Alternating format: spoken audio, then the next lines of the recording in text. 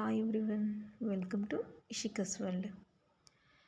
నేనైతే మా బేబీ కోసం 6 మంత్స్ కంప్లీట్ అయిన తర్వాత ఫుడ్ ప్రిఫర్ చేశానండి.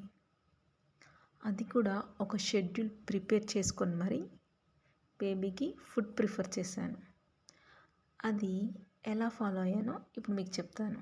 ఒకవేళ మీకు నచ్చితే మీరు కూడా మీ బేబీస్కి ఫాలో అవ్వండి. 7 AM బ్రెస్ట్ మిల్క్ ప్రిఫర్ చేసేదాన్ని. మార్నింగ్ 9 AM రాగి ప్రోరిజ్ ప్రిఫర్ చేసేదాన్ని. ఈరోజు రాగి ప్రోరిజ్ ప్రిఫర్ చేస్తే నెక్స్ట్ డే రైస్ ప్రోరిజ్ ప్రిఫర్ చేసేదాన్ని. మళ్ళీ నెక్స్ట్ డే ఉగ్గు ప్రిఫర్ చేసేదాన్ని. 11 AM మళ్ళీ బ్రెస్ట్ మిల్క్ ఇచ్చేదాన్నండి. Afternoon 1 o'clock ABC puree prefer చేసేదాన్ని. ఈరోజు ఏబీసీ ప్యూరీ ప్రిఫర్ చేస్తే నెక్స్ట్ డే సపరేట్గా యాపిల్, మళ్ళీ నెక్స్ట్ డే బీట్రూట్, ఆ నెక్స్ట్ డే పియర్, ఇలా డిఫరెంట్ ఫ్రూట్స్ని ఒక్కో రోజు ప్రిఫర్ చేసేదాన్ని. ఎందుకంటే ఒకే రోజు ఒకే ఫుడ్ని డైలీ 3 times తినాలంటే మనకే కాదండి, పిల్లలకు కూడా బోర్ వస్తుంది. పిల్లలప్పుడు ఫుడ్ మీద ఎక్కువ ఇంట్రెస్ట్ చూపించరు కదా, అందుకనే 3 times డిఫరెంట్ స్టైల్లో ఫుడ్ ప్రిఫర్ చేసేదాన్ని. ఈవినింగ్ 3:30 మళ్ళీ బ్రెస్ట్ మిల్క్ ఇచ్చేదాన్ని.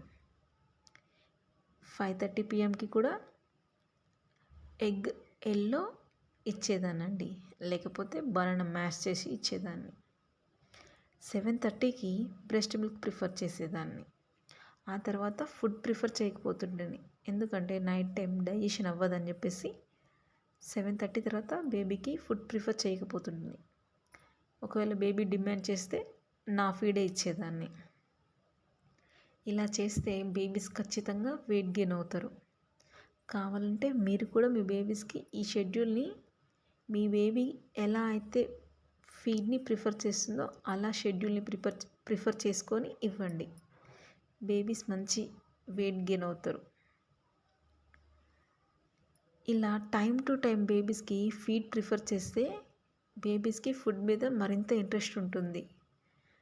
ఒకవేళ కొత్త ఫుడ్ ఇంట్రడ్యూస్ చేయాలనుకుంటే అదే ఫుడ్ని 3 days కంటిన్యూగా ప్రిఫర్ చేయండి. ఎందుకంటే బేబీకి అది సూట్ అవుతుందో లేదో తెలవాలంటే 3 daysని ఒకే ఫుడ్ని పెట్టాలి. మీరు కూడా ఇలాంటి చిన్న టిప్స్ ఫాలో అయ్యి మీ బేబీ కూడా మంచిగా వెయిట్ గెయిన్ అవ్వాలని కోరుకుంటున్నాను.